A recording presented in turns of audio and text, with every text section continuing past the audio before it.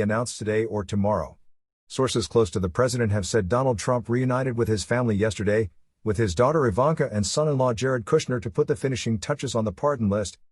Also, according to the Washington Post, Donald Trump has been very concerned in recent days. Should we apply the presidential pardon to his own family, his children as well as himself? The CNN television channel reports that Donald Trump's name is not on the list, which would include those of several financial criminals and rappers. Forgiveness is also a very lucrative exercise for Donald Trump's allies, who have been given tens of thousands of dollars to allow some to gain access to the outgoing president. Read this in the New York Times.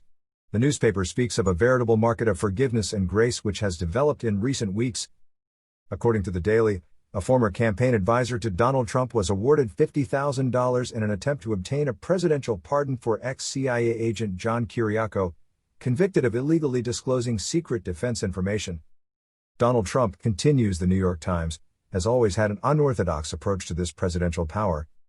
In fact, he used pardons to thank relatives or political allies, without these decisions having been checked by the Justice Ministry, as is normal practice. The White House responsible for the failure of the fight against COVID-19. 1 year and more than 400,000 dead, how the United States is responsible for its failure to manage this crisis, explains the New York Times. The newspaper points to the responsibility of the White House, which refused to put in place a national strategy. Instead of having a common approach, federal state governors have been forced to make decisions, under pressure from lobbying groups, health experts and a population facing a lot of misinformation regarding the COVID-19. The New York Times is putting the spotlight on Los Angeles County, one of the regions worst affected by the pandemic. Every 7 minutes, a resident of this Californian county dies from COVID-19.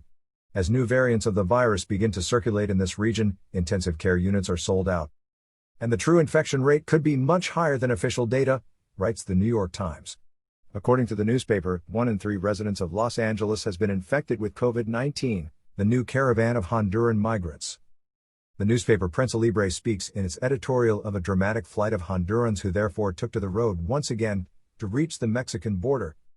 But Guatemalan law enforcement prevented them from advancing, which led to a sad confrontation between the people of Central America, between those who want to escape poverty and those who obey the orders of their superiors. The origin of the migration of Hondurans, men, women, and children, has not changed. A precarious life with no prospect of stable employment. A situation that has worsened further with the pandemic and the devastating passage of Hurricanes Eta and Lota. The newspaper recalls that migration is a right, but the choice to go by caravan, in the midst of a pandemic, represents a risk.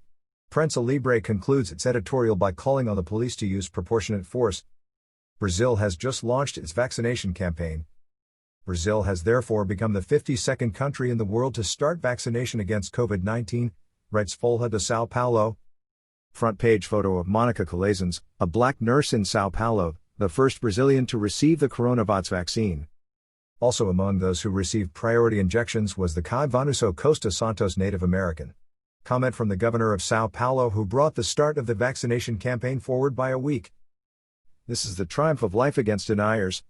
A sentence addressed to President Jair Bolsonaro, who since the start of the pandemic has played down its consequences, calling the virus a flu. According to the O Globo newspaper, the federal government was aware of the tragic situation in the city of Manaus, in the Amazon, where COVID patients die of suffocation from lack of oxygen. He was notified 10 days before the total collapse of the city's health system, writes O Globo.